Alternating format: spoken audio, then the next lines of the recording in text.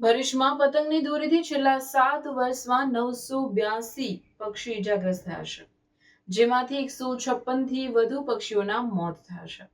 વર્ષ 2025માં સૌથી વધુ 36 પક્ષીઓના મોત અને 142 ઇજાગ્રસ્ત પક્ષીઓને સારવાર અપાઈ. જિલ્લામાં ઉત્તરાયણના દિવસોમાં પક્ષી બચાવમાં ફોરેસ્ટ વિભાગ અને વિવિધ ટ્રસ્ટો દ્વારા હેલ્પલાઇનના નંબરો જાહેર કરાયા છે.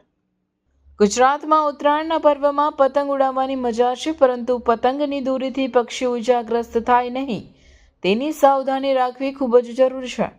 એટલે પ્રતિબંધિત ચાઇનીઝ દોરીનો ઉપયોગ ટાળવા સહિતની કાળજી લેવા માટે ફોરેસ્ટ વિભાગના ડીએફઓ ભાવના દેસાઈએ અપીલ કરતા કહ્યું છે કે દોરીમાં વધુ કાચનો આગ્રહ લોકોએ ટાળવો જોઈએ.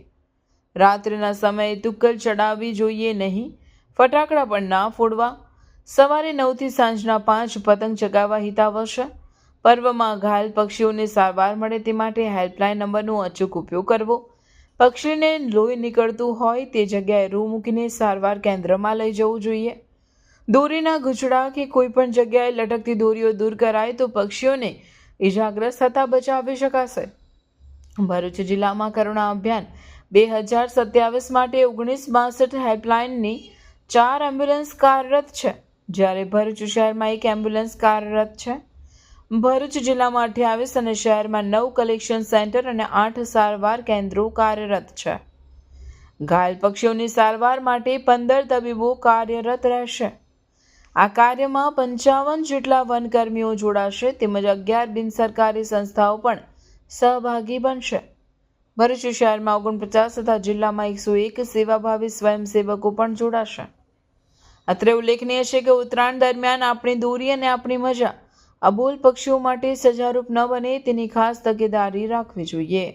मैट्रिक्स एकेडमी लेके आ रहा है सबसे बड़ा टैलेंट हंट एग्जाम एमसेट। तो आइए मिलते हैं डीसी सर से जो हमें ये टेस्ट के बारे में ब्रीफ करेंगे।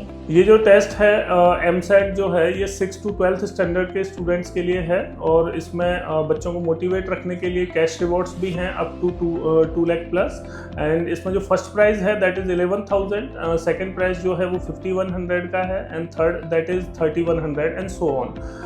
हर क्लास के हम टोटल 20 स्टूडेंट्स को सेलेक्ट करेंगे और 20 स्टूडेंट्स को कैश रिवॉर्ड्स रहेंगे और उसके बाद फिर एक्स्ट्रा जो भी गिफ्ट्स हैं वो रहेंगे। तो टोटल 151 विनर्स जो हैं वो हम रखने वाले हैं इसमें। टेस्ट के सिलेबस में स्टूडेंट्स को तो थोड़ा कन्फ्यूज़न रहता है, तो मैं बता देता हूँ। टेस्ट में जिस ईयर में वो हैं, जैसे कोई स्टूडेंट अगर 7th क्लास में है तो उसका 7th का साइंस और मैथ्स आएगा, साथ में मेंटल एबिलिटी के क्वेश्चंस रहेंगे थोड़े से। और जो स्टूडेंट 11th और 12th साइंस में हैं उनका PCM एंड PCB रहेगा अकॉर्डिंगली। ये एग्जाम 2 फेज में है। 21 दिसंबर 2025 को फर्स्ट फेज और 18 जनवरी 2026 को सेकेंड फेज है। रिजल्ट डिक्लेरेशन ऑन 25 जनवरी 2026। तो अभी रजिस्ट्रेशन करें नीचे दिए गए नंबर पर और विजिट करें मैट्रिक्स एकेडमी।